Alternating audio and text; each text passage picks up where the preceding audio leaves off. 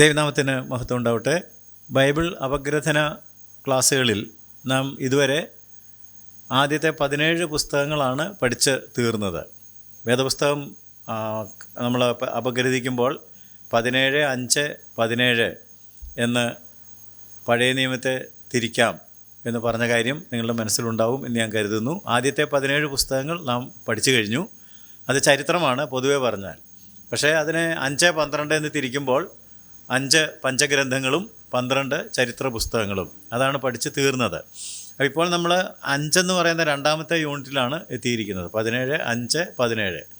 5 എന്ന് പറയുന്നത് പോയറ്റിക്കൽ ബുക്സ് അല്ലെങ്കിൽ വിസ്ഡം ബുക്സ്, കാവ്യ പുസ്തകങ്ങൾ അല്ലെങ്കിൽ വൈജ്ഞാനിക ഗ്രന്ഥങ്ങളാണ്. ആ ഗ്രന്ഥങ്ങളുടെ പഠനമാണ് ഈ ക്ലാസ്സിൽ നമ്മൾ തുടങ്ങുന്നത്. വൈജ്ഞാനികമായിട്ടുള്ള കാവ്യ പുസ്തകങ്ങൾ അനുഭവങ്ങളുടെ അടിസ്ഥാനത്തിൽ ആവിഷ്കരിക്കപ്പെട്ടവയാണ്.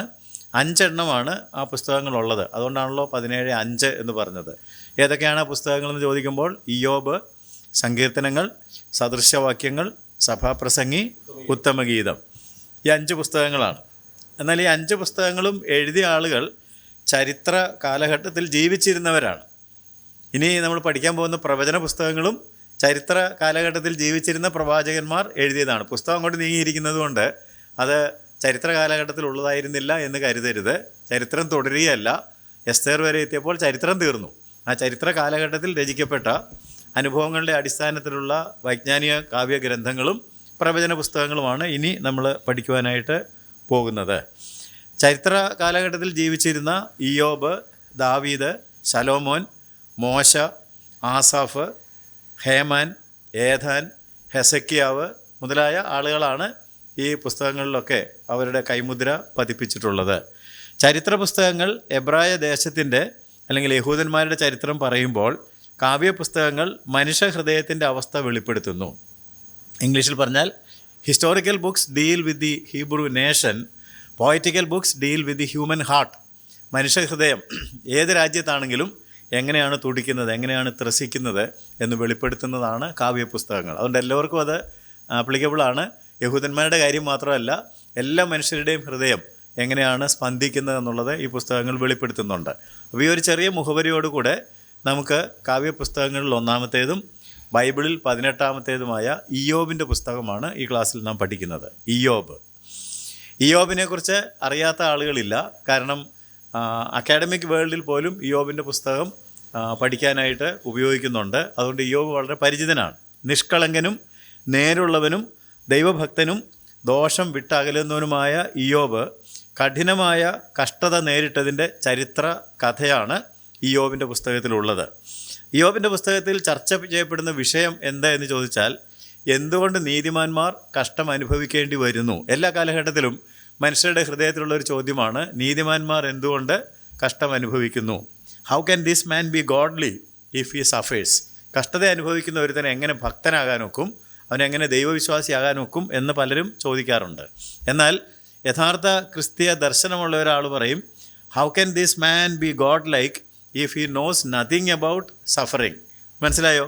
കഷ്ടത അനുഭവിക്കുന്ന ഈ മനുഷ്യൻ എങ്ങനെ ദൈവഭക്തനാകുമെന്ന് ചിലർ ചോദിക്കുമ്പോൾ ക്രൈസ്തവ ദർശനമുള്ള ആളുകൾ പറയുന്നത് അല്ലെങ്കിൽ പറയേണ്ടത്, കഷ്ടതയെക്കുറിച്ച് ഒന്നും അറിയാത്ത ഒരാൾക്ക് എങ്ങനെ ദൈവഭക്തനാകാൻ കഴിയും?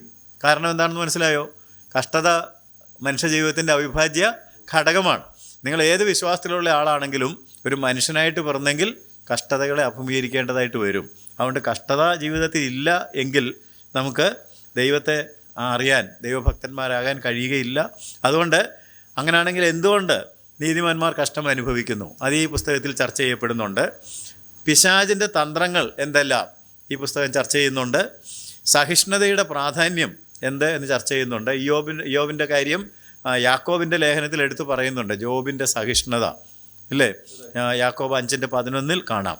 അപ്പോൾ ആ സഹിഷ്ണുതയുടെ ആവശ്യം ചർച്ച ചെയ്യുന്നുണ്ട്. അതുപോലെ തന്നെ എത്ര ഭക്തനാണെങ്കിലും അനുതാപത്തിൻ്റെയും മാനസാന്തരത്തിൻ്റെയും പ്രാധാന്യം എന്ത്? ഭക്തന്മാർക്ക് അനുതാപം വേണ്ട, മാനസാന്തരം വേണ്ട എന്ന് കരുതരുത്. എല്ലാവരും അനുതപിക്കുകയും മാനസാന്തരപ്പെടുകയും ചെയ്യണം. ഈ ചോദ്യങ്ങളെല്ലാം ഈ പുസ്തകം പരിഗണിക്കുന്നുണ്ട്. അതുകൊണ്ട് ഈ ചോദ്യങ്ങൾക്ക് ഉത്തരം വേണ്ടവർ ഇയ്യോബിൻ്റെ പുസ്തകം പഠിക്കണം എന്ന് ഞാൻ ഓർമ്മപ്പെടുത്തട്ടെ. ഇയ്യോബിൻ്റെ പുസ്തകത്തിലാകെ 42 അധ്യായങ്ങളാണ് ഉള്ളത്. എഴുതിയതാരാണ്, എഴുത്തുകാരൻ ആരാണെന്ന് ചോദിച്ചാൽ കൃത്യമായിട്ട് പറയാൻ വിഷമമാണ്. ഇയ്യോബ് തന്നെ ആകാനുള്ള സാധ്യതയുണ്ട്. എന്നാൽ ഇതിനെക്കുറിച്ച് പഠിക്കുന്ന ആളുകൾ മറ്റു പല പേരുകൾ നിർദ്ദേശിക്കുന്നുണ്ട്. മോശ എഴുതിയതാണെന്ന് പറയുന്നു, എസ്രയുടേതാണെന്ന് പറയുന്നുണ്ട്, ശലോമോൻ്റേതാണെന്ന് പറയുന്നുണ്ട്, ഏലിഹു എന്ന് പറയുന്ന യോബിനോട് സമ്മതിക്കുന്നതിനായിട്ട് വന്നയാൾ എഴുതിയതാണെന്ന് പറയുന്നുണ്ട്, ഇയ്യോബ് എഴുതിയതാണെന്ന് പറയുന്നുണ്ട്. പല അഭിപ്രായങ്ങളാണുള്ളത്. മോശ എന്ന് പറഞ്ഞപ്പോൾ ആ കാലഘട്ടത്തിലുള്ളൊരു പുസ്തകമാണ്, ഏതാണ്ട് മോശയുടെ അതേ കാലഘട്ടത്തിൽ എഴുതപ്പെട്ടൊരു പുസ്തകമാണ്. വേദപുസ്തകത്തിൽ ആദ്യം തന്നെ രചിക്കപ്പെട്ട പുസ്തകങ്ങളിൽ ഒന്നാണ് എന്നുള്ളതുകൊണ്ടാണ് മോശയുടെ പേരവിടെ വരുന്നത്. നമുക്ക് ഈ പുസ്തകത്തിലേക്ക് വന്നാൽ 19-ാം അധ്യായത്തിൻ്റെ 23-ാം വാക്യം നമുക്കൊന്ന് വായിക്കാം. ഇയ്യോബിൻ്റെ പുസ്തകം 19-ാം അധ്യായത്തിൻ്റെ 23-ാം വാക്യത്തിൽ, അയ്യോ എൻ്റെ വാക്കുകൾ ഒന്ന് എഴുതിയെങ്കിൽ, ഒരു പുസ്തകത്തിൽ കുറിച്ചു വെച്ചെങ്കിൽ കൊള്ളായിരുന്നു എന്ന് ഇയ്യോബ് വിലപിക്കുന്നുണ്ട്. 19-23. അയ്യോ എൻ്റെ വാക്കുകൾ ഒന്ന് എഴുതിയെങ്കിൽ, ഒരു പുസ്തകത്തിൽ കുറിച്ചു വെച്ചെങ്കിൽ കൊള്ളാമായിരുന്നു. അങ്ങനെയാണെങ്കിൽ ഈ വാക്യത്തിൻ്റെ അടിസ്ഥാനത്തിൽ ഇയ്യോബ് തന്നെ എഴുതിയൊരു പുസ്തകമാണ്. കാരണം അദ്ദേഹം ആഗ്രഹിച്ചിരുന്നു അതൊക്കെ ഒന്ന് ഒരു പുസ്തകത്തിൽ കുറിച്ചു വെച്ചെങ്കിൽ കൊള്ളായിരുന്നു. അതുകൊണ്ട് അദ്ദേഹം അത് കുറിച്ച് വെച്ച് കാണാൻ സാധ്യതയുണ്ട്. 32-ാം അധ്യായത്തിൻ്റെ 17-ാം വാക്യം നോക്കുമ്പോൾ 32-ന് 16 മുതൽ 22 വരെ വായിക്കണം. 17 മാത്രം വായിക്കുകയാണെങ്കിൽ, എനിക്ക് പറയുവാനുള്ളത് ഞാനും പറയും, എൻ്റെ അഭിപ്രായം ഞാൻ പ്രസ്താവിക്കും. ഇത് ഏലിഹു പറഞ്ഞതാണ്. ഏലിഹു എന്ന് പറയുന്ന ഇയ്യോബിനോട് സംവദിക്കുന്നതിനായിട്ട് വന്ന ആൾ പറഞ്ഞതാണ്. എനിക്ക് പറയാനുള്ളത് ഞാനും പറയും, എൻ്റെ അഭിപ്രായം ഞാൻ പ്രസ്താവിക്കും. അതുകൊണ്ട് അദ്ദേഹത്തിൻ്റെ രചനയാണ് ഈ പുസ്തകം എന്ന് വാദിക്കുന്നവരുണ്ട്. നമുക്ക് ഇത് എഴുതിയ ആളെ കണ്ടുപിടിക്കുക എന്നുള്ളത് അത്ര വലിയൊരു കാര്യമല്ല എന്നറിയുക. ആരെഴുതിയതാണെങ്കിലും അവരിൽ പ്രവർത്തിച്ച ദൈവത്തിൻ്റെ പരിശുദ്ധാത്മാവാണ്. ആ പരിശുദ്ധാത്മാവ് പുസ്തകം വേദപുസ്തകത്തിൽ തന്നിരിക്കുന്നത് കൊണ്ട് നമുക്കൊരു അക്കാഡമിക് എക്സസൈസിൻ്റെ താല്പര്യം ഇല്ലാത്തതുകൊണ്ട് ദൈവത്തിൻ്റെ പരിശുദ്ധാത്മാവ് തന്ന പുസ്തകം നമുക്ക് അംഗീകരിക്കുകയും അതിലെ ആശയങ്ങൾ സ്വീകരിക്കുകയും ചെയ്യാം. ഈ പുസ്തകത്തിലെ പ്രധാന ആശയം ഒറ്റ വാക്കിൽ പറയാമോ എന്ന് ചോദിച്ചാൽ പരിശോധന, ട്രയൽ. പരിശോധന എന്ന് പറയുമ്പോൾ വിശ്വാസത്തിൻ്റെ പരിശോധനയാണല്ലോ. വിശ്വാസത്തിൻ്റെ പരിശോധന വില ഏറിയത് എന്ന് നാം കാണുന്നുണ്ട്. അതുകൊണ്ട് വിശ്വാസത്തിൻ്റെ പരിശോധനയും അതോടൊപ്പം വെളിപ്പെടേണ്ട യോബിൻ്റെ സഹിഷ്ണുത. അപ്പം പരീക്ഷയിൽ വെളിപ്പെടേണ്ട സഹിഷ്ണുതയാണ് പ്രധാനപ്പെട്ട ഒരാശയം. പ്രധാനപ്പെട്ട സന്ദേശം എന്ന് പറയുന്നത് കഷ്ടതയും പരിശോധനയും പലപ്പോഴും ക്രിസ്ത്യാനികൾ ബാലശിക്ഷയായിട്ടാണ് കാണാറ്, അല്ലേ? Trials and sufferings are seen as chastisement by believers mostly, but it also can come for our education and for our training. ബാലശിക്ഷയായിട്ട് മാത്രമല്ല കഷ്ടത വരാൻ സാധ്യതയുള്ളത്. നമ്മുടെ ബുദ്ധി ഉപദേശത്തിന്, നമ്മുടെ പഠനത്തിന്, നമ്മുടെ വിദ്യാഭ്യാസത്തിന്, നമ്മുടെ ട്രെയിനിങ്ങിന് ഒക്കെ ദൈവം എന്തയക്കാം? കഷ്ടത അയക്കാം. തെറ്റുകൾ ചെയ്തതിന് ശിക്ഷയായിട്ട് മാത്രമല്ല കഷ്ടതകൾ വരുന്നത്. ഞാനൊരു ഉദാഹരണം പറഞ്ഞാൽ ചിലപ്പോൾ നിങ്ങൾക്കത് മനസ്സിലാക്കാൻ എളുപ്പമുണ്ട്. ഒരു കായിക താരത്തെക്കുറിച്ച്, ഒരു അത്ലറ്റിനെ കുറിച്ച് ചിന്തിക്കുക, ഒരു ഭടൻ, ഒരു സോൾജിയറിനെ കുറിച്ച് ചിന്തിക്കുക. അവരൊക്കെ എന്തെല്ലാം കഷ്ടതകൾ അനുഭവിക്കുന്നത്, അല്ലേ? ഒരു കായിക താരം അതുപോലെ തന്നെ അവരുടെ സുഖസൗകര്യങ്ങളൊക്കെ മാറ്റിവെച്ചിട്ട് വല്ലാതെ കഷ്ടപ്പെട്ടിട്ടാണ് അദ്ദേഹം അല്ലെങ്കിൽ ഒരു കായിക താരം പരിശീലിക്കപ്പെടുന്നത്. അതുപോലെ തന്നെയാണ് ഒരു ഭടനും വളരെ റിഗറസ് ആയിട്ടുള്ള ട്രെയിനിങ് കൂടിയാണ് കടന്നു പോകുന്നത്. അത് അവരുടെ കുഴപ്പം കൊണ്ടല്ല, അവരുടെ പരിശീലനത്തിൻ്റെ, അവരുടെ വിദ്യാഭ്യാസത്തിൻ്റെ, അവരുടെ ട്രെയിനിങ്ങിൻ്റെ ഭാഗമാണ്. അതുകൊണ്ട് ദൈവം നമ്മളെ ഉപയോഗിക്കാൻ ഉദ്ദേശിക്കുമ്പോൾ തീർച്ചയായിട്ടും നമുക്ക് എന്തുണ്ടാകും? ട്രെയിനിങ്, മേക്കിംഗ് ഉണ്ടാകും. യേശു ശിഷ്യന്മാരോട് പറഞ്ഞ അങ്ങനെയാണല്ലോ, come follow me I will make you, ഞാൻ നിങ്ങളെ രൂപാന്തരപ്പെടുത്താമെന്നാണ് പറഞ്ഞത്. അപ്പോൾ അങ്ങനെയാണെങ്കിൽ നമ്മുടെ മേക്കിങ്ങിനകത്ത് കഷ്ടതയ്ക്ക് ഒരു സ്ഥാനമുണ്ട്. അപ്പോസ്തലന്മാരൊക്കെ നമ്മളോട് പറഞ്ഞിട്ടുണ്ട്, യേശുവും പറഞ്ഞിട്ടുണ്ട്, ലോകത്തിൽ നിങ്ങൾക്ക് കഷ്ടമുണ്ട്, നാം അനേകം കഷ്ടങ്ങൾ കൂടി ദൈവരാജ്യത്തിൽ കടക്കേണ്ടതാകുന്നു. ക്രിസ്തുവിൽ വിശ്വസിക്കുവാൻ മാത്രമല്ല കഷ്ടം അനുഭവിക്കുവാൻ നിങ്ങൾക്ക് വരം നൽകിയിരിക്കുന്നു. അപ്പോസ്തലനായ പൗലോസ് ധാരാളം പുസ്തകങ്ങൾ വേദപുസ്തകത്തിൽ കോൺട്രിബ്യൂട്ട് ചെയ്ത ആൾ എന്തെല്ലാം കഷ്ടങ്ങൾ സഹിച്ചു എന്ന് ചിന്തിക്കുക. അതുകൊണ്ട് കഷ്ടത എപ്പോഴും ശിക്ഷയല്ല. അവിടെയാണ് നമ്മുടെ കുഴപ്പം കിടക്കുന്നത്. ശിക്ഷയാണെന്ന് ചിന്തിക്കുമ്പോഴാണ് ഇയാൾ എന്ത് തെറ്റ് ചെയ്തു എന്ന് നാം പരിഗണിക്കുന്നത്. അത് ശിക്ഷയായിട്ട് മാത്രമല്ല, അല്ലെങ്കിൽ ബാലശിക്ഷ നമ്മൾ ഉപയോഗിക്കുന്നൊരു പദമാണല്ലോ ബാലശിക്ഷ. ബാലശിക്ഷയായിട്ട് മാത്രമല്ല, നമ്മുടെ ബുദ്ധി ഉപദേശത്തിന്, നമ്മുടെ പരിശീലനത്തിന്, നമ്മുടെ പഠനത്തിന്, നമ്മളെ രൂപപ്പെടുത്തുന്നതിന് ഒക്കെ ഈ കഷ്ടത എന്ന് പറയുന്ന കാര്യം കർത്താവ് ഉപയോഗിക്കാറുണ്ട് എന്ന് ഓർക്കുക. നമുക്ക് പുസ്തക വിഭജനത്തിലേക്ക് വരാം. 42 അധ്യായങ്ങളുള്ള ഈ പുസ്തകത്തെ 3 ഭാഗങ്ങളായിട്ടാണ് തിരിക്കുന്നത്. 1 മുതൽ 2 വരെ, 3-ാം അധ്യായം മുതൽ 42-ാം അധ്യായത്തിൻ്റെ 6-ാം വാക്യം വരെ, 42-ാം അധ്യായത്തിൻ്റെ 7 മുതൽ 17 വരെ. 1ഉം 2ഉം അധ്യായങ്ങൾ ഒരാമുഖമാണ്. എന്താണ് ഇയ്യോബ്, ആരാണ് ഇയ്യോബ്, എങ്ങനെയാണ് ഈ കവിതാ സമാഹാരം ഇങ്ങനെ ക്രോഡീകരിക്കപ്പെടുവാനുണ്ടായ പശ്ചാത്തലം, അതാണ് ആദ്യത്തെ 2 അധ്യായങ്ങളിൽ. 3-ാം അധ്യായം മുതൽ 42-ാം അധ്യായത്തിൻ്റെ 6-ാം വാക്യം വരെ ആണ് കവിതാഭാഗം. ആ കവിത വാസ്തവത്തിൽ ഒരു സംവാദമാണ്.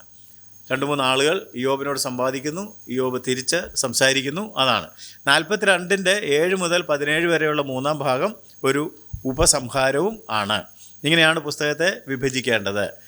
ഈ 3 ഭാഗങ്ങൾ നമ്മൾ അല്പം കൂടെ നോക്കുകയാണെങ്കിൽ ആമുഖ ഭാഗത്ത് നാം പ്രധാനമായിട്ട് കാണുന്നത് 4-5 കാര്യങ്ങളാണ്. 1, സുഖ കാലഘട്ടത്തിലുള്ള ഇയ്യോബിൻ്റെ ഭക്തി. 2, സാത്താൻ്റെ നുണയും അപകീർത്തിപ്പെടുത്തലും. 3, പ്രതിസന്ധികളിൽ തളരാത്ത ഇയ്യോബിൻ്റെ ഭക്തി. 4, സാത്താൻ്റെ ഇയ്യോബിനോടുള്ള തീരാപ്പക. 5, പ്രതീക്ഷയില്ലാത്ത സാഹചര്യങ്ങളിലും വെളിപ്പെട്ട ഇയ്യോബിൻ്റെ ഭക്തി. അപ്പോൾ എല്ലാ സാഹചര്യങ്ങളിലും ഇയ്യോബ് ഭക്തി കാണിക്കുന്നു, അനുകൂല സാഹചര്യത്തിലും പ്രതികൂല സാഹചര്യത്തിലും. അതാണ് ആമുഖത്തിൽ. ഇനി 2-ാമത്തെ ഭാഗമായ കവിതാഭാഗം നമ്മൾ പരിശോധിക്കുകയാണെന്നുണ്ടെങ്കിൽ 3 മുതൽ 41 വരെയുള്ള അധ്യായങ്ങളാണല്ലോ അവിടെ വരുന്നത്. അവിടെ ആദ്യം 3-ാം അധ്യായത്തിൽ നമ്മൾ ഇയ്യോബിൻ്റെ ദുഃഖവും വിലാപവുമാണ് കാണുന്നത്. 4 മുതൽ 14 വരെയുള്ള അധ്യായങ്ങളിൽ ഇയ്യോബിനോട് ആശ്വാസം പകരുന്നതിനായിട്ട് 3 സ്നേഹിതന്മാർ വന്ന് ഇയ്യോബിനോട് സംഭാഷിക്കുന്നതാണ് നമ്മൾ കാണുന്നത്.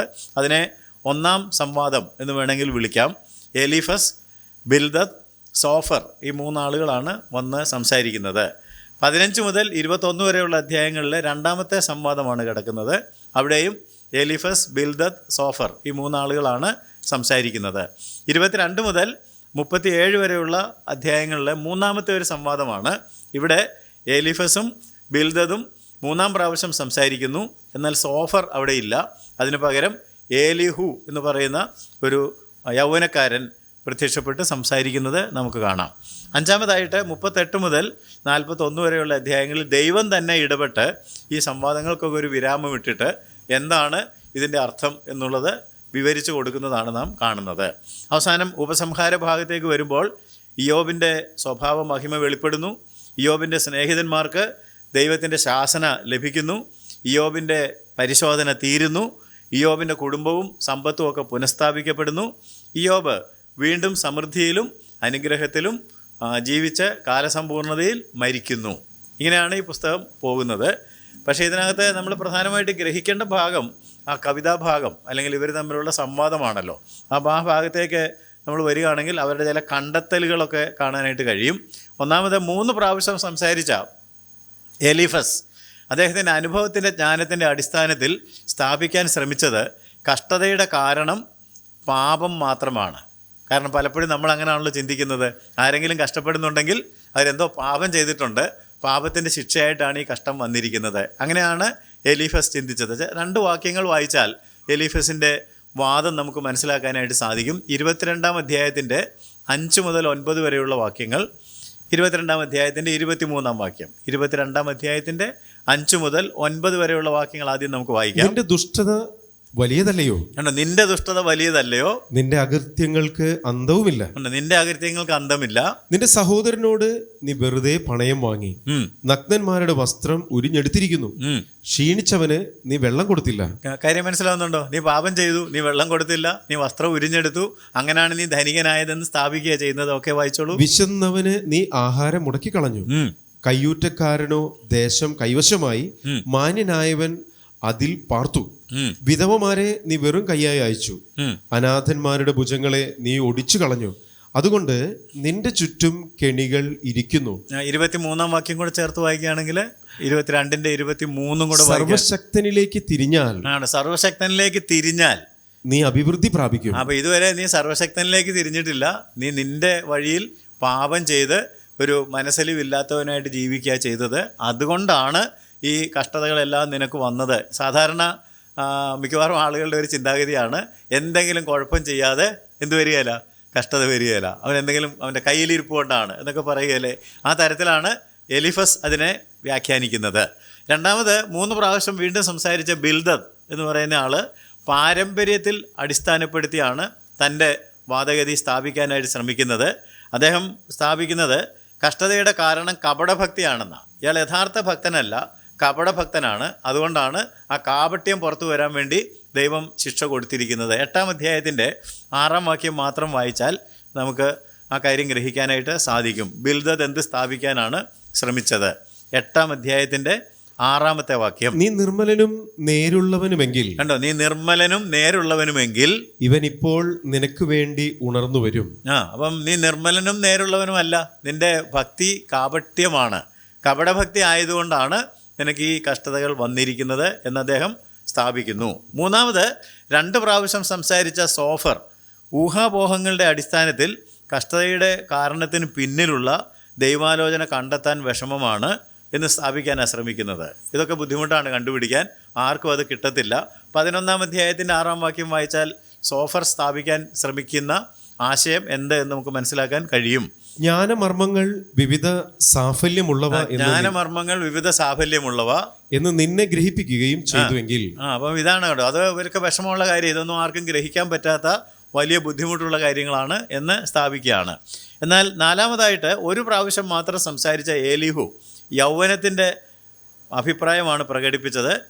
അദ്ദേഹം പറഞ്ഞു വെച്ചത്, കഷ്ടത കാരണം കൂടുതൽ പാപം ചെയ്യുന്നു, അങ്ങനെ വരരുത്, അതുകൊണ്ട് നീ ദൈവത്തിനായിട്ട് കാത്തിരിക്കണം. ഒരുപാട് ശരിയായ കാര്യങ്ങൾ അവലോകനം ഈ എലിഹുവിൻ്റെ സംഭാഷണത്തിലുണ്ട്. അത് മുഴുവൻ നമുക്ക് ഈ ക്ലാസ്സിൽ പഠിക്കാൻ ഒക്കുകയില്ല. നേരത്തെ പറഞ്ഞിട്ടുള്ളതുപോലെ ഡിസ്ക്രിപ്ഷൻ പേജിൽ പോയിട്ട് തീർച്ചയായിട്ടും നിങ്ങൾ ഇയ്യോബിൻ്റെ ക്ലാസ്സുകളെല്ലാം വിശദമായിട്ട് കാണുകയാണെങ്കിൽ അതെല്ലാം അവിടെ ഉണ്ട്. 35-ാം അധ്യായത്തിൻ്റെ 14-ാം വാക്യം വായിക്കുമ്പോൾ എലിഹു പറഞ്ഞത്, നീ അവനായി കാത്തിരിക്കുക എന്നാണ്. ദൈവം ഇത് എന്തോ ഉദ്ദേശത്തോടു കൂടി അയച്ചിരിക്കുന്നു, അതുകൊണ്ട് നീ അവനായി കാത്തിരിക്കുക. 35:14 നീ അവനായി കാത്തിരിക്കുക. അദ്ദേഹം പറഞ്ഞതിൻ്റെ ചുരുക്കം ആ ചെറിയ സെൻറ്റൻസിനകത്തുണ്ട്. Wait for the Lord. ദൈവത്തിന് വേണ്ടി കാത്തിരിക്കുക, തീർച്ചയായിട്ടും ദൈവം വരും, സംസാരിക്കും. ഈ ആളുകൾ സംസാരിച്ചതിനെല്ലാം 4 ആളുകൾ സംസാരിച്ചല്ലോ. ആരൊക്കെയാണ്? എലിഫസ്, ബിൽദദ്, സോഫർ, എലിഹു. ഈ 4 ആളുകൾ സംസാരിച്ചതിനെല്ലാം മറുപടി പറയാനായിട്ട് ഇയ്യോബ് സമയമെടുക്കുന്നുണ്ട്. ഇയ്യോബ് തൻ്റെ നിലപാട് എന്താണെന്നുള്ളത് വ്യക്തമാക്കുന്നുണ്ട്. ഇയ്യോബ് കണ്ടെത്തിയത്, അല്ലെങ്കിൽ ഇയ്യോബ് പറയാൻ ശ്രമിക്കുന്നത് എന്താണെന്ന് ചോദിച്ചാൽ, കഷ്ടത എന്നെ തകർക്കാൻ വേണ്ടിയായിരുന്നു, എനിക്കൊരു തകർച്ച ആവശ്യമായിരുന്നു, അതിനാണ് കഷ്ടത. ഞാൻ വായിപ്പിക്കട്ടെ. 16-ാം അധ്യായത്തിൻ്റെ 12 മുതൽ 14 വരെയുള്ള വാക്യങ്ങളൊന്ന് വായിക്കുകയാണെങ്കിൽ, അവൻ എന്നെ ചതച്ചു, അവൻ എന്നെ ഇടിച്ചിടിച്ച് തകർത്തു എന്നൊക്കെ നിങ്ങൾക്ക് അവിടെ കാണാനായിട്ട് സാധിക്കും. ഞാൻ സ്വൈര്യമായി വസിച്ചിരുന്നു, അവനോ എന്നെ ചതച്ചു. ഞാൻ വളരെ സ്വൈര്യമായിട്ട് വസിച്ചുകൊണ്ടിരിക്കുമ്പോൾ അവൻ എന്നെ ചതച്ചു. പിന്നെ അവൻ എന്നെ പെടലിക്ക് പിടിച്ച് തകർത്ത് കളഞ്ഞു. എന്നെ തനിക്ക് ലാക്കാക്കി നിർത്തിയിരിക്കുന്നു. അടുത്ത വാക്യം. അവന്റെ അസ്ത്രങ്ങൾ എന്റെ ചുറ്റും വീഴുന്നു. അവൻ ആദരിക്കാതെ എന്റെ അന്തർഭാഗങ്ങളെ പിളർക്കുന്നു. എന്റെ പിത്തത്തെ നിലത്ത് ഒഴിച്ചു കളയുന്നു. അവൻ എന്നെ ഇടിച്ചിടിച്ച് തകർക്കുന്നു. അപ്പൊ അത് കുറഞ്ഞ പക്ഷം ആ 2 പ്രയോഗങ്ങളെങ്കിലും ഓർക്കണം. അവൻ എന്നെ ചതച്ചു, അവൻ എന്നെ ഇടിച്ചിടിച്ച് തകർത്തു. അപ്പൊ കഷ്ടത എനിക്കൊരു തകർച്ച. കാരണം ദൈവത്തിന് എപ്പോഴും തകർന്ന ഹൃദയം ഇഷ്ടമാണ്, അല്ലേ? തകർന്നും നുറുങ്ങിയുള്ള ഹൃദയത്തെ ദൈവം ഒരിക്കലും നിരസിക്കുകയല്ല. അതുകൊണ്ട് തകർച്ച എപ്പോഴും നമുക്ക് വേണം. ബ്രോക്കൺനെസ് അതിലേക്ക് വരാൻ വേണ്ടിയാണ്. ഈ ഇടിച്ച് ചതച്ച് വെക്കുക മാത്രമല്ല ചെയ്തത്. യോബ് പറയുന്നത് 23-ാം അധ്യായത്തിൻ്റെ 10-ാം വാക്യത്തിലേക്ക് വരുമ്പോൾ, അവൻ എന്നെ ഉരുക്കി, മനസ്സിലായി, ഇടിച്ച് ചതച്ചിട്ട് പിന്നെ എന്ത് ചെയ്ത് കാണും? ഉരുക്കിയിട്ട് വേണം പിന്നെ ഒരു പുതിയ സൃഷ്ടിയായിട്ട് പുറത്തു കൊണ്ടുവരാനായിട്ട്. എന്നാൽ ഞാൻ നടക്കുന്ന വഴി അവൻ അറിയുന്നു. എന്നെ ശോധന കഴിച്ചാൽ ഞാൻ പൊന്നുപോലെ. അവിടെ ഈ ശോധന, ട്രയൽ എന്ന് പറഞ്ഞാൽ അതിൻ്റെ അർത്ഥം നേരത്തെ പറഞ്ഞില്ലേ, ചതച്ച് ഇടിച്ച് ഒരു മൂശയ്ക്കകത്ത് ഇട്ടിട്ട് ഉരുക്കി, മനസ്സിലാക്കിയോ? പുറത്ത് വരുമ്പോഴാണ് ഒരു പുതിയ ആളായിട്ട് പുറത്തേക്ക് വരാൻ സാധിക്കുന്നത്. അങ്ങനെ എന്നെ തകർത്ത് എന്നെ ഉരുക്കി കഷ്ടതയുടെ നടുവിൽ ദൈവം എന്നെ തൊട്ട് രൂപാന്തരപ്പെടുത്തുകയായിരുന്നു. 19:21 19-ാം അധ്യായത്തിൻ്റെ 21-ാം വാക്യം വായിക്കുമ്പോൾ, അവൻ്റെ കൈ എന്നെ തൊട്ടു എന്ന് നമുക്കവിടെ കാണാൻ സാധിക്കുന്നുണ്ട്. ദൈവത്തിന്റെ കൈ എന്നെ തൊട്ടിരിക്കുന്നു. കണ്ടോ? അപ്പോൾ ഇതാണ് സംഭവിക്കുന്നത് എന്നുള്ള കാര്യം മനസ്സിലാക്കണം. കഷ്ടത എന്തിനായിരുന്നു? ഒന്ന് ഉടച്ചു വാർക്കാൻ വേണ്ടിയായിരുന്നെന്ന്. യോബിനെ ഒന്നുകൂടെ ഉടച്ചു വാർത്ത് പുതുക്കി എടുക്കാൻ വേണ്ടി എല്ലാം തിരികെ കൊടുക്കുന്നുണ്ടല്ലോ. അതുകൊണ്ട് അവൻ എന്നെ തകർത്തു, അവൻ എന്നെ ഉരുക്കി, അവൻ എന്നെ തൊട്ടു എന്ന് പറഞ്ഞ് അവൻ്റെ അനുഭവം വിവരിക്കുന്നുണ്ട്. എന്നാൽ ഈ സംഭാഷണത്തിൻ്റെ ഒക്കെ ഇടയ്ക്ക് ദൈവം ഇടപെടുന്നുണ്ടല്ലോ. അവസാനമായിട്ട് നമ്മളതാ കാണുന്നത്. ദൈവം ഇടപെട്ട് വ്യക്തമാക്കിയ ഒരു കാര്യം എന്താണെന്ന് ചോദിച്ചാൽ, ഇത് ഒരു പ്രത്യേക സംഭവമാണ്. ഇയ്യോബ് ഒരു പ്രത്യേകതയുള്ളവനാണ്, അതുകൊണ്ടാണ് ഇങ്ങനെയൊക്കെ ഞാൻ ചെയ്യുന്നത്. ദൈവം തനിക്ക് സ്നേഹിക്കുന്ന ഏത് മനുഷ്യനെയും ഈ തരത്തിലൊക്കെ രൂപപ്പെടുത്തി ദൈവഹിതപ്രകാരം ആക്കിയെടുക്കും എന്ന് ദൈവം സ്ഥാപിക്കുന്നുണ്ട്.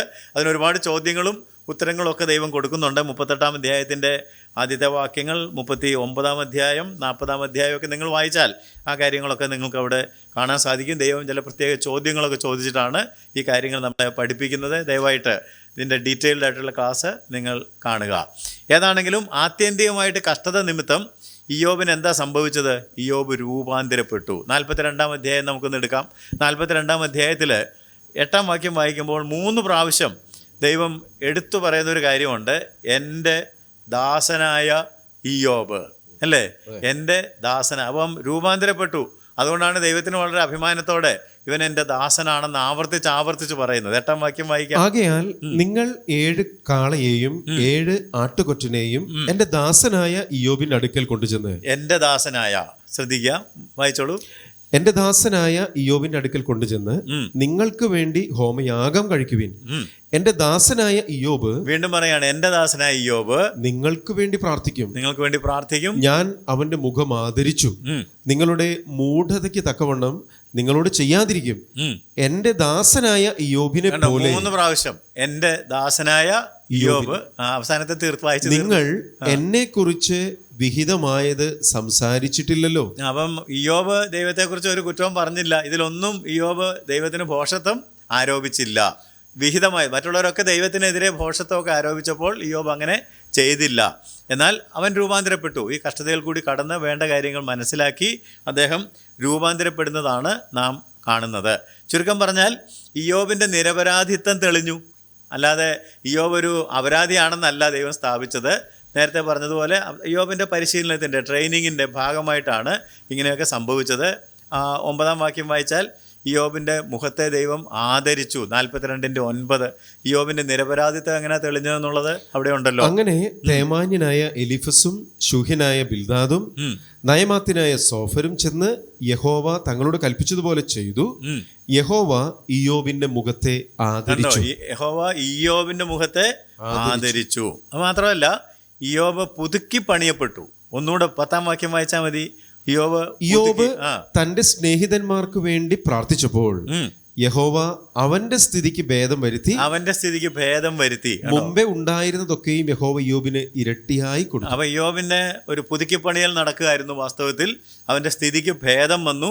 അവനുണ്ടായിരുന്നതൊക്കെ ദൈവം ഇരട്ടിയായിട്ട് അവന് മടക്കി കൊടുത്തു. എന്നിട്ട് അവസാനം നാം വായിക്കുന്നത് അവൻ കാലസമ്പൂർണനായി, അല്ലേ? നമ്മൾ അവസാനം വന്ന് വായിക്കുമ്പോൾ പുസ്തകത്തിന്റെ ഇയ്യോബ് വൃദ്ധനും കാലസമ്പൂർണനുമായി മരിച്ചു. 17-ാം വാക്യമാണ്. 42-17 ഇയ്യോബ് വൃദ്ധനും കാലസമ്പൂർണനുമായി മരിച്ചു. അങ്ങനെയാണ് ആ പുസ്തകം അവസാനിക്കുന്നത്. അപ്പോൾ ഇയ്യോബിന്റെ പുസ്തകം വളരെ പ്രസക്തമായ ഒരു പുസ്തകമാണ്. നമ്മൾ വളരെ ചുരുക്കത്തിലാണത് പരിശോധിക്കുന്നത്. ഇയ്യോബിന്റെ പുസ്തകം വേദപുസ്തകത്തിലെ ഏറ്റവും പഴയ പുസ്തകമാണ് എന്നറിയാമല്ലോ. If not the oldest, one of the oldest. ഏറ്റവും പഴയതെന്ന് പറയാൻ പറ്റില്ലെങ്കിൽ ഏറ്റവും പഴയ പുസ്തകങ്ങളിൽ ഒന്നാണ് എന്ന് ചുരുക്കം. ഇയ്യോബിനെ കുറിച്ച് ചിന്തിക്കുമ്പോൾ പലപ്പോഴും ഇത് അക്കാഡമിക് രംഗങ്ങളിലൊക്കെ പഠിപ്പിക്കുന്ന പുസ്തകമാണെന്ന് ഞാൻ പറഞ്ഞല്ലോ. അപ്പോൾ പലരും ചിന്തിക്കുന്നത് ഇയ്യോബ് ഒരു സാങ്കല്പിക കഥാപാത്രമായിരുന്നു എന്നാണ്. അങ്ങനാണോ?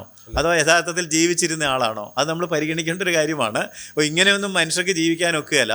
ഇതൊരു സാങ്കല്പിക സാങ്കല്പിക കഥാപാത്രമല്ല. തെളിവുണ്ട്. യഹെസ്കേൽ പ്രവചനം 14-ാം അധ്യായത്തിൻ്റെ 14-ഉം 20-ഉം വാക്യങ്ങൾ ബൈബിളിൽ നിന്ന് തെളിവായിട്ട് നമുക്ക് എടുക്കാം. ആ വാക്യങ്ങൾ നോക്കിയാൽ ഇയ്യോബ് ജീവിച്ചിരുന്ന ഒരാളാണെന്നുള്ളത് വളരെ വ്യക്തമായിട്ട് മനസ്സിലാക്കാൻ സാധിക്കും. നോഹ, ദാനിയേൽ, ഇയ്യോബ് എന്നീ 3 പുരുഷന്മാർ അതിലുണ്ടായിരുന്നാലും അവർ തങ്ങളുടെ നീതിയാൽ സ്വന്തം ജീവനെ മാത്രമേ രക്ഷിക്കുകയുള്ളൂ എന്ന് യഹോവയായ കർത്താവിന്റെ അരുളപ്പാട്. 20-ാം വാക്യം കൂടെ വായിച്ചേട്ടെ. അതേ കാര്യം തന്നെയാണ് 14-ാം. നോഹയും ദാനിയേലും ഇയ്യോബും അതിലുണ്ടായിരുന്നാലും എന്നാണ് അവർ പുത്രനെയോ പുത്രിയെയോ രക്ഷിക്കാതെ തങ്ങളുടെ നീതിയാൽ സ്വന്തം ജീവനെ മാത്രമേ രക്ഷിക്കുകയുള്ളൂ എന്ന് യഹോവയായ കർത്താവിന്റെ അരുളപ്പാട്. ഇവിടെ 3 ആളുകളുടെ പേര് പറഞ്ഞിരിക്കുന്നു: നോഹ, ദാനിയേൽ, ഇയ്യോബ്. അപ്പോൾ ഇയ്യോബ് സാങ്കല്പിക കഥാപാത്രമാണെങ്കിൽ പിന്നെ മറ്റൊരു 2 പേരും സാങ്കല്പിക കഥാപാത്രങ്ങളാകേണ്ടി വരുമല്ലോ. മനസ്സിലാവുന്നുണ്ടോ? അതുകൊണ്ട് നോഹയും ദാനിയേലും ജീവിച്ചിരുന്നത് പോലെ തന്നെ ഇയ്യോബും ജീവിച്ചിരുന്ന ഒരാളാണ്, അല്ലാതെ ഒരു സാങ്കല്പിക കഥാപാത്രമല്ല എന്ന് വേദപുസ്തകം വ്യക്തമാക്കുന്നുണ്ട് എന്ന് അറിയുക. അദ്ദേഹത്തിൻ്റെ കാലഘട്ടം ഏതാണെന്നും സമയം ഏതാണെന്നും സ്ഥലം ഏതാണെന്നും ഒക്കെ കൃത്യമായിട്ട് നമുക്ക് കണ്ടുപിടിക്കാൻ ബുദ്ധിമുട്ടാണ്. പക്ഷേ പിതാക്കന്മാരുടെ കാലഘട്ടത്തിൽ പേട്രിയാർക്കൽ പീരീഡിലുള്ള ഒരാളായിരുന്നു എന്നുള്ളതിന് ധാരാളം തെളിവുകൾ ഈ പുസ്തകത്തിനകത്തുണ്ട്. അതിൻ്റെ 1-2 തെളിവുകൾ മാത്രം പറയുകയാണെങ്കിൽ, ഒന്നാമത് മോശയുടെ ന്യായപ്രമാണത്തെക്കുറിച്ചുള്ള പരാമർശമൊന്നും ഇവിടെ ഇല്ല. അതുകൊണ്ട് ആ ന്യായപ്രമാണം ഉണ്ടാകുന്നതിന് മുമ്പുള്ള കാലഘട്ടമായിരിക്കണം. അതുപോലെ തന്നെ അദ്ദേഹത്തിൻ്റെ കുടുംബത്തിന് വേണ്ടി പൗരോഹിത്യ ശുശ്രൂഷ ചെയ്തതായിട്ട് നാം കാണുന്നുണ്ട്. മോശയുടെ ന്യായപ്രമാണം വന്നതിന് ശേഷമാണെങ്കിൽ അത് സാധ്യമല്ല. ലേവ്യ കുടുംബത്തിൽപ്പെട്ടവർക്ക് മാത്രമാണ് പൗരോഹിത്യം കൊടുത്തിരുന്നത്. അദ്ദേഹത്തിൻ്റെ ജീവിതകാലത്തിൻ്റെ ദൈർഘ്യം നോക്കിയാലും നമുക്ക് തീർച്ചയായിട്ടും പാട്രിയാർക്കൽ പീരീഡിൽ ജീവിച്ചിരുന്ന ഒരാളാണ്, അല്ലെങ്കിൽ പിതാക്കന്മാരുടെ കാലഘട്ടത്തിൽ ജീവിച്ചിരുന്ന ഒരാളാണ് എന്ന് തെളിയിക്കാനായിട്ട് സാധിക്കും. ഈ പുസ്തകം പഠിക്കുമ്പോൾ ശത്രുവായ പിശാചിനെ അറിയണമെന്ന് പറഞ്ഞല്ലോ. അതുകൊണ്ട് പിശാചിനെക്കുറിച്ച് ചില കാര്യങ്ങൾ നമുക്ക് പൊതുവെ ഒന്ന് ചിന്തിക്കുന്നത്, ഈ കാവ്യപുസ്തകങ്ങളിലൊക്കെ നമ്മൾ സഞ്ചരിച്ച് അതുപോലെ തന്നെ പ്രവചന പുസ്തകങ്ങളിലേക്ക് വരുമ്പോൾ പിശാച് ആരായിരുന്നെന്നും അവൻ്റെ വീഴ്ച എങ്ങനെയായിരുന്നെന്നും അവൻ എന്താ സംഭവിച്ചതെന്നും ഒക്കെ ഉള്ളത് പറയുന്നുണ്ട്. ഞാനത് ഓടിച്ചൊന്ന് പറയാം. ശത്രുവായ പിശാചിനെ അറിയാനായിട്ട് പിശാചിന് സാത്താനെന്നും പിശാചെന്നും 2 പേരുകളാണ് വേദപുസ്തകം നൽകുന്നത്. പുതിയ നിയമത്തിൽ 36 പ്രാവശ്യം സാത്താൻ എന്നുപയോഗിച്ചിട്ടുണ്ട്, 33 പ്രാവശ്യം പിശാച് എന്നുപയോഗിച്ചിട്ടുണ്ട്. സാത്താൻ എന്ന് പറഞ്ഞാൽ പ്രതിയോഗി എന്നും പിശാച് എന്ന് പറഞ്ഞാൽ അപവാദി എന്നുമാണ് അർത്ഥം. അപ്പം പിശാച് അപവാദിയും സാത്താൻ പ്രതിയോഗിയും, ഈ കാര്യം ഗ്രഹിക്കുക. അത് കഴിഞ്ഞാൽ പിശാചിന് ഒരുപാട് പ്രതീകങ്ങൾ ഈ പുസ്തകത്തിലുണ്ട്, വേദപുസ്തകത്തിലുണ്ട്. വഞ്ചിക്കുന്ന പിശാച്, അല്ലെങ്കിൽ വഞ്ചിക്കുന്ന സർപ്പം, തെറ്റിച്ച് കളയുന്ന ചിഹ്നിച്ച് കളയുന്ന ചെന്നായ്, വിഴുങ്ങിക്കളയുന്ന സിംഹം, നശിപ്പിക്കുന്ന പറവ, ഇല്ലാതാക്കുന്ന മഹാസർപ്പം, ഇതിനെല്ലാം വാക്യങ്ങളുണ്ട്. അവൻ ആക്രമിക്കുന്ന രീതികളെക്കുറിച്ചും വേദപുസ്തകം പഠിപ്പിക്കുന്നുണ്ട്. ചിലപ്പോഴൊക്കെ അവൻ വെല്ലുവിളിക്കും, നീ ദൈവപുത്രനെങ്കിൽ എന്നൊക്കെ പറഞ്ഞ്. ചിലപ്പോൾ അപവാദം പറയും, രാപ്പകൽ ദൈവസന്നിധിയിൽ അപവാദം, കുറ്റം ചുമത്തും, നമ്മെ നിരുത്സാഹപ്പെടുത്തും. അതുകൊണ്ടാണ് ഇടം കൊടുക്കരുത് എന്ന് പറഞ്ഞത്. ഭിന്നിപ്പിക്കും, അതുകൊണ്ടാണ് തന്ത്രം അറിഞ്ഞിരിക്കണം എന്ന് പറഞ്ഞത്. വഞ്ചിക്കും ഉപായങ്ങൾ പ്രയോഗിച്ച്, അതുകൊണ്ടാണ് ഉപായത്താൽ ചതിക്കും എന്ന് പറഞ്ഞിരിക്കുന്നത്. എതിർക്കും, അതുകൊണ്ടാണ് പ്രതിയോഗിയായ പിശാച് എന്ന് പറയുന്നത്. നമുക്ക് പോരാട്ടമുണ്ടെന്ന് പറഞ്ഞിട്ടുണ്ട്, അപ്പോൾ അവൻ പോരാടും, ഇങ്ങനെയൊക്കെ അവൻ ചെയ്യും. പിശാച് ഭയങ്കര അനുകരണക്കാരനാണ്. അതുകൊണ്ട് ദൈവത്തിനുള്ള പലതും അവൻ അനുകരിച്ചിട്ടുണ്ട്. തൃത്വം, ഫോർ എക്സാമ്പിൾ, പിശാചിൻ്റെ ഒരു തൃത്വം വെളിപ്പാട് പുസ്തകത്തിലുണ്ട്. മഹാസർപ്പം, മൃഗം, കള്ളപ്രവാചകൻ, അല്ലെങ്കിൽ പിശാച്, എതിർ ക്രിസ്തു, കള്ളപ്രവാചകൻ, അവനൊരു തൃത്വമുണ്ട്. സാത്താൻ്റെ പള്ളി ഉണ്ടെന്ന് നമുക്ക് വെളിപ്പാട് 2:9 വായിക്കാൻ സാധിക്കുന്നുണ്ട്. സാത്താൻ്റെ പ്രഭാഷകന്മാരുണ്ട്. 2 കൊരിന്ത്യ ലേഖനം 11-ാം അധ്യായത്തിൻ്റെ ആദ്യത്തെ വാക്യങ്ങൾ വായിച്ചാൽ മതി. സാത്താൻ്റെ ഉപദേശമുണ്ട്. 1 തിമോത്തി 4:1 വായിച്ചാൽ മതി. സാത്താൻ്റെ ബലിയുണ്ട്. 1 കൊരിന്ത്യ ലേഖനം 10:20 വായിക്കുക. സാത്താൻ്റെ സുവിശേഷമുണ്ട്. അത് ഗലാത്യ ലേഖനത്തിൻ്റെ ആദ്യത്തെ അധ്യായത്തിലുണ്ട്. സാത്താൻ്റെ സിംഹാസനമുണ്ട്. അത് വെളിപ്പാട് 13:2 സാത്താൻ്റെ ആരാധനക്കാരുണ്ട്. അത് വെളിപ്പാട് 13:4 ഉണ്ട്. അപ്പോൾ ഇതിങ്ങനെ അനുകരണമുണ്ട്. അവന് ദൈവത്തിനുള്ളതൊക്കെ അനുകരിക്കാൻ ശ്രമിക്കുന്നുണ്ട്. പക്ഷെ അവനൊരു പരിമിതിയുണ്ട്. അതെന്താണെന്ന് ചോദിച്ചാൽ, സാത്താൻ ഒരിക്കലും ദൈവത്തിന് തുല്യനല്ല. ദൈവ സൃഷ്ടിതാവാണ്. സാത്താൻ വെറുമൊരു സൃഷ്ടി മാത്രമാണ്. അവൻ സർവജ്ഞാനിയല്ല, സർവ്വവ്യാപിയല്ല, സർവശക്തനും അല്ല. എന്ത് ചെയ്യാനും അവന് ദൈവത്തിൻ്റെ അനുവാദം വേണം. അത് ഈ പുസ്തകത്തിൽ നിന്ന് പഠിക്കേണ്ട ഒരു കാര്യമാണ് കേട്ടോ. എൻ്റെ അഭിഷിക്തന്മാരെ തൊടരുത്, അവർക്ക് യാതൊരു കേടും വരുത്തരുത്. തൊടണമെങ്കിൽ അനുവാദം വേണം. ഞാൻ 1-2 വാക്യങ്ങൾ വായിപ്പിച്ചോട്ടെ. 38-ാം അധ്യായത്തിൻ്റെ 11-ാം വാക്യം വായിക്കുമ്പോൾ, ഇയ്യോബ്, ഇത്രത്തോളം നിനക്ക് വരാം എന്ന് പറഞ്ഞ് ദൈവം ഒരു അതിർത്തി വെക്കുന്നുണ്ട്. അവിടെ കടലിൻ്റെ കാര്യമൊക്കെയാണ് പറഞ്ഞേക്കുന്നത്. പക്ഷെ ഏത് കാര്യത്തിനും ദൈവം ഒരു അതിർത്തി ഇടുന്നുണ്ട്, ഒരു അതിർ വെക്കുന്നുണ്ട്. ഇത്രത്തോളം നിനക്ക് വരാം, ഇത് കടക്കരുത്, ഇങ്ങനെ ഒരു പരിമിതി ദൈവം വെച്ചിട്ടുണ്ട്. അത് ഇയ്യോബിൻ്റെ കാര്യത്തിൽ എങ്ങനെ പ്രസക്തമായെന്നുള്ളത് 1-ാം അധ്യായത്തിലുണ്ടല്ലോ. 1-ാം അധ്യായത്തിൻ്റെ 12-ാം വാക്യം വായിക്കുക, 2-ാം അധ്യായത്തിൻ്റെ 6-ാം വാക്യം വായിക്കുക. 1:12 നമുക്ക് വായിക്കാം. സാത്താനോട്, ഇതാ അവനുള്ളതൊക്കെയും നിന്റെ കയ്യിലിരിക്കുന്നു, അവന്റെ മേൽ മാത്രം കയ്യേറ്റം ചെയ്യരുത് എന്ന് കൽപ്പിച്ചു. അവനുള്ളതൊക്കെ നിനക്കാകാം, അവന്റെ മേൽ കയ്യേറ്റം ചെയ്യരുത്. പരിമിതി ഇടുകയാണ്, ഒരു വര വരയ്ക്കുക. 2:6, 2-ാം അധ്യായത്തിന്റെ 6-ാം വാക്യം. യഹോവ സാത്താനോട്, ഇതാ അവൻ നിന്റെ കയ്യിലിരിക്കുന്നു, അവന്റെ പ്രാണനെ മാത്രം തൊടരുത് എന്ന് കൽപ്പിച്ചു. അവനെ തൊടാം, പക്ഷെ അവന്റെ പ്രാണനെ. അതുകൊണ്ടോ, അപ്പോൾ ദൈവം അനുവാദം കൊടുത്തെങ്കിൽ മാത്രമേ പിശാചിന് എന്തെങ്കിലും. അപ്പോൾ ആരാ വലുത്? തീർച്ചയായിട്ടും ദൈവമാണ് വലുതെന്നുള്ളത് ക്ലിയറാണ്. അത് മാത്രമല്ല, ഈ ചെയ്തതിൻ്റെ എല്ലാം കണക്ക് ദൈവത്തിന് കൊടുക്കണം. ഇടയ്ക്കിടയ്ക്ക് വന്ന് ദൈവത്തിനിടയ്ക്ക് റിപ്പോർട്ട് ചെയ്യുന്നുണ്ടല്ലോ. കണക്ക് ദൈവത്തിന് കൊടുക്കണം. ചെയ്തത് ശരിയല്ലെങ്കിൽ ശിക്ഷ വാങ്ങണം.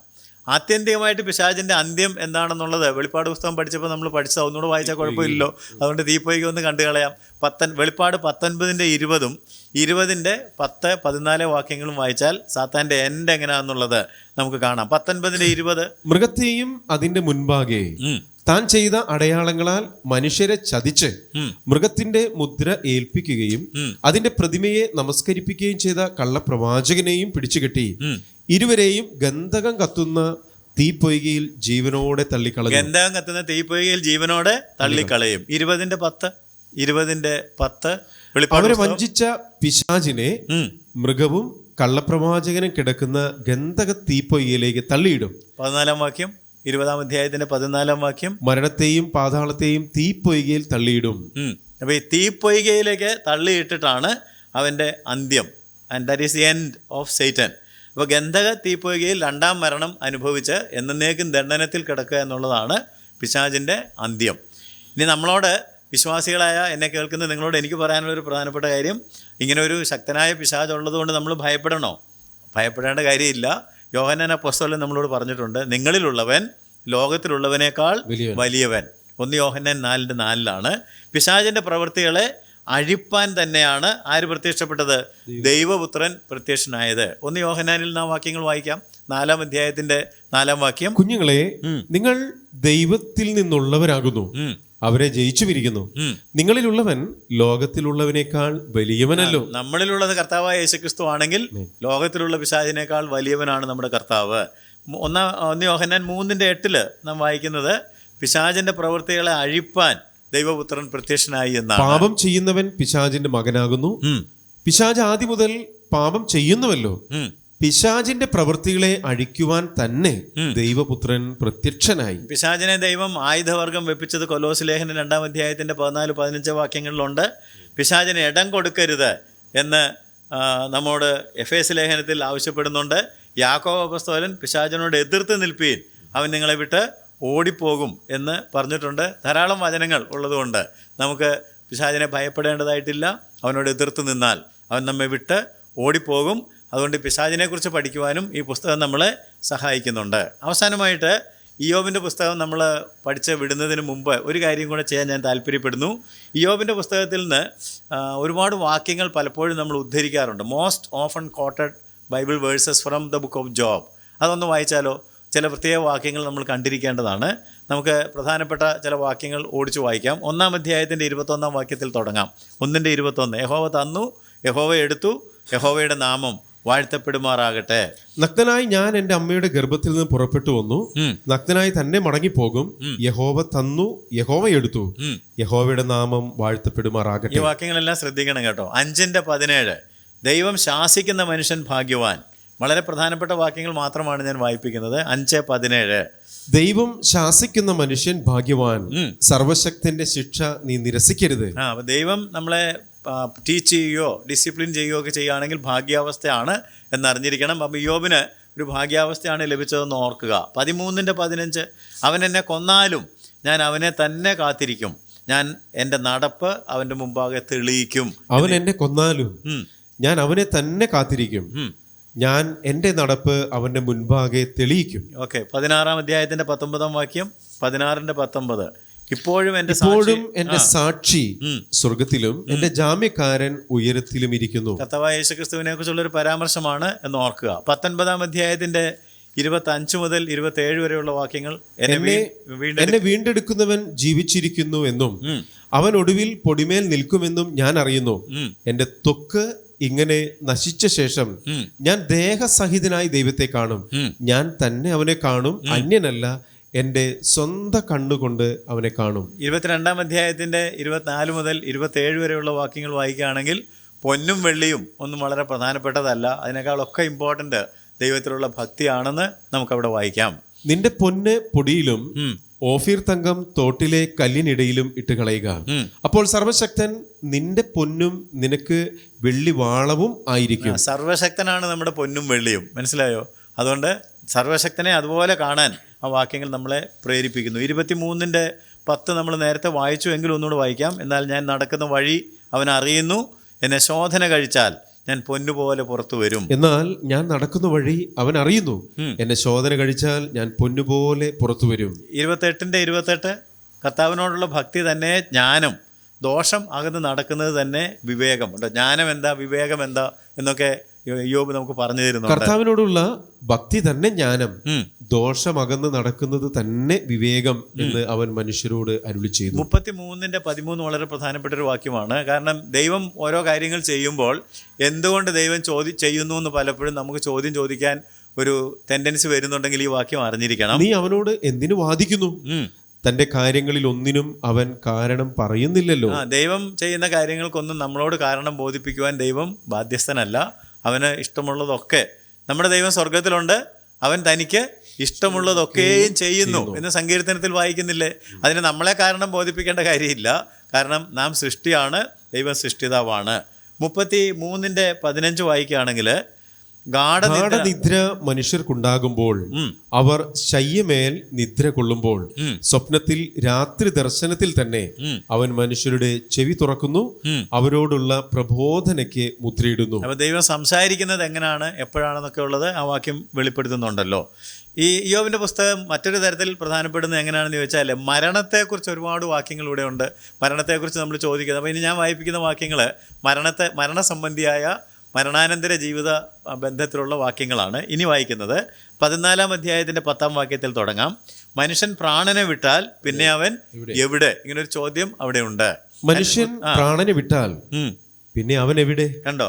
14-ാം വാക്യത്തിൽ പറയാണ്, മനുഷ്യൻ മരിച്ചാൽ വീണ്ടും ജീവിക്കുമോ? മനുഷ്യൻ മരിച്ചാൽ വീണ്ടും ജീവിക്കുമോ? അപ്പോൾ അങ്ങനെയുള്ള ചോദ്യങ്ങൾക്കൊക്കെ ഈ പുസ്തകം ഉത്തരം തരുന്നുണ്ട്. 9:12 വായിച്ചാൽ ദൈവം എങ്ങനെയാണ് മരണത്തെ കാണുന്നത്? അവൻ പറിച്ചെടുക്കുന്നു, ആരവനെ തടുക്കും?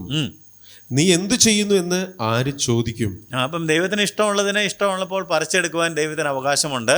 അതുകൊണ്ട് നീ എന്താ ചെയ്യുന്നത് എന്ന് ആർക്കും ദൈവത്തോട് ചോദിക്കുവാനായിട്ട് കഴിയുകയില്ല. 21-ാം അധ്യായത്തിൻ്റെ 23-ാം വാക്യം വായിക്കുകയാണെങ്കിൽ, ഒരുത്തൻ കേവലം സ്വൈരവും സ്വസ്ഥതയുമുള്ളവനായി മരിക്കുന്നു. വായിക്കാം. ഒരുത്തൻ കേവലം സ്വൈരവും സ്വസ്ഥതയുമുള്ളവനായി തൻ്റെ പൂർണ്ണ ക്ഷേമത്തിൽ മരിക്കുന്നു. അപ്പോൾ ഒരുത്തൻ അങ്ങനെ മരിക്കുന്നുണ്ട്. എന്നാൽ 25-ാം വാക്യത്തിൽ പറയുകയാണ്, മറ്റൊരുത്തൻ മനോവ്യസനത്തോടെ മരിക്കുന്നു, നന്മയൊന്നും അനുഭവിക്കുവാൻ ഇടവരുന്നതുമില്ല. മരണത്തിന്റെ വിവിധ വശങ്ങളാണ്. 26-ാം വാക്യത്തിൽ പറഞ്ഞു, ഇങ്ങനെ എങ്ങനെ മരിച്ചാലും അവർ ഒരുപോലെ പൊടിയിൽ കിടക്കുന്നു, കൃമി അവരെ മൂടുന്നു. ഒരുപോലെ പൊടിയിൽ കിടക്കുന്നു, കൃമി അവരെ മൂടുന്നു. 27-ാം വാക്യത്തിൽ പറഞ്ഞു, ഞാൻ നിങ്ങളുടെ വിചാരങ്ങളെയും നിങ്ങൾ എൻ്റെ നേരെ നിരൂപിക്കുന്ന ഉപായങ്ങളെയും അറിയുന്നു. 34-ാം അധ്യായത്തിന്റെ 20-ാം വാക്യത്തിൽ പറഞ്ഞു, പെട്ടെന്ന് അർദ്ധരാത്രിയിൽ തന്നെ അവർ മരിക്കുന്നു, ജനം കുലുങ്ങി ഒഴിഞ്ഞു പോകുന്നു, കൈ തൊടാതെ ബലശാലികൾ നീങ്ങിപ്പോകുന്നു. വളരെ പ്രധാനപ്പെട്ട ഒരു വാക്യമാണ്. പെട്ടെന്ന് അർദ്ധരാത്രിയിൽ തന്നെ അവർ മരിക്കുന്നു, ജനം കുലുങ്ങി ഒഴിഞ്ഞു പോകുന്നു, കൈ തൊടാതെ ബലശാലികൾ നീങ്ങിപ്പോകുന്നു. ഇങ്ങനെയാണ് മരണം വരുന്നത് എന്ന് മരണത്തെ മനസ്സിലാക്കാൻ ധാരാളം വാക്യങ്ങൾ ഇയ്യോബിൻ്റെ പുസ്തകത്തിലുണ്ട്. അതുപോലെ തന്നെ നമ്മൾ ചെയ്യേണ്ട വേറെ ചില കാര്യങ്ങളും പുസ്തകത്തിലുണ്ട്. ഞാൻ 1-2 വാക്യങ്ങളോട് വായിപ്പിക്കുന്നു. 34:3 അണ്ണാക്ക് ആഹാരത്തെ രുചി നോക്കുന്നു, ചെവിയോ വായിച്ചാട്ടെ. അണ്ണാക്ക് ആഹാരത്തെ രുചി നോക്കുന്നു, ചെവിയോ വചനങ്ങളെ ശോധന ചെയ്യുന്നു. അപ്പം നമ്മുടെ ചെവി കൊണ്ട് കേട്ട് വചനങ്ങൾ ശോധന ചെയ്ത് സ്വീകരിക്കണം എന്ന് നിർദ്ദേശമുണ്ട്. നമുക്ക് 37-ാം അധ്യായത്തിന്റെ 7-ാം വാക്യം വായിക്കാം. താൻ സൃഷ്ടിച്ച മനുഷ്യരെയൊക്കെയും അറിയുവാൻ തക്കവണ്ണം അവൻ സകല മനുഷ്യരുടെയും കൈ മുദ്രയിടുന്നു. ഫിംഗർ പ്രിന്റ് സകല മനുഷ്യരുടെയും കയ്യിൽ പ്രത്യേക മുദ്രയുണ്ട് എന്നുള്ളത് വ്യക്തം. 40-4 വായിക്കുമ്പോൾ ഇയ്യോബ് ദൈവത്തോട് പറയുന്ന ചില കാര്യങ്ങളാണ് നമ്മൾ അവസാനമായിട്ട് വായിക്കുന്നത്. ഞാൻ നിസ്സാരനല്ലോ, ഞാൻ നിന്നോട് എന്തുത്തരം പറയേണ്ടു? ഞാൻ കൈകൊണ്ട് വായ് പൊത്തിക്കളയുന്നു. 42-5-6 വാക്യങ്ങൾ വായിക്കുമ്പോൾ, ഞാൻ നിന്നെക്കുറിച്ച് ഒരു കേൾവി മാത്രമേ കേട്ടിരുന്നുള്ളൂ, ഇപ്പോഴോ എന്റെ കണ്ണാൽ നിന്നെ കാണുന്നു. ആകയാൽ ഞാൻ എന്നെ തന്നെ വെറുത്തു, പൊടിയിലും ചാരത്തിലും കിടന്ന് അനുതപിക്കുന്നു. ദൈവത്തെ അടുത്തറിയുമ്പോൾ എന്ത് സംഭവിക്കുന്നു എന്ന വാക്യം പറയുന്നു. അതുപോലെ തന്നെ നാം സ്നേഹിതന്മാർക്ക് വേണ്ടി പ്രാർത്ഥിക്കേണ്ടതിന് പ്രാധാന്യത്തെക്കുറിച്ച് 42-10 ഇയ്യോബ് തന്റെ സ്നേഹിതന്മാർക്ക് വേണ്ടി പ്രാർത്ഥിച്ചപ്പോൾ യഹോവ അവന്റെ സ്ഥിതിക്ക് ഭേദം വരുത്തി, മുമ്പേ ഉണ്ടായിരുന്നതൊക്കെയും യഹോവ ഇയ്യോബിന് ഇരട്ടിയായി കൊടുത്തു. ഇനി നമുക്ക് 12-17 വാക്യങ്ങളോട് വായിച്ച് അവസാനിപ്പിക്കാം. ഇങ്ങനെ യഹോവ ഇയ്യോബിന്റെ പിൽക്കാലത്തെ 12-ാം വാക്യം 42-12 പിൽക്കാലത്തെ ദൈവം അവൻ്റെ മുൻകാലത്തേക്കാൾ അധികം അനുഗ്രഹിച്ചു. ഇങ്ങനെ യഹോവ ഇയ്യോബിന്റെ പിൻകാലത്തെ ഉം. അവന്റെ മുൻകാലത്തേക്കാൾ അധികം അനുഗ്രഹിച്ചു. അവന് 10,000 ആടും 6,000 ഒട്ടകവും 1,000 ഏർക്കാളയും 1,000 പെൺകഴുതിയും ഉണ്ടായി. ഇനി 17-ാം വാക്യം ലാസ്റ്റായിട്ട് വായിച്ചാൽ, അങ്ങനെ ഇയ്യോബ് വൃദ്ധനും കാലസമ്പൂർണനുമായി മരിച്ചു. അപ്പോൾ ഇതാണ് ഇയ്യോബിൻ്റെ പുസ്തകം. ഈ വാക്യങ്ങൾ കൂടി എല്ലാം പോയി ഈ പറഞ്ഞ കാര്യങ്ങളൊക്കെ ഗ്രഹിച്ച് ഇയ്യോബിൻ്റെ കാര്യം ഒന്നുകൂടെ പരിശോധിക്കുക. ഡിസ്ക്രിപ്ഷൻ പേജിൽ പോയി കൂടുതൽ പഠിക്കുവാനായിട്ട് നിങ്ങൾ ലിങ്ക് ക്ലിക്ക് ചെയ്താൽ ഇയ്യോബിനെക്കുറിച്ച് കൂടുതൽ ഗ്രഹിക്കാൻ സാധിക്കും. ദൈവം നമ്മെ സഹായിക്കട്ടെ.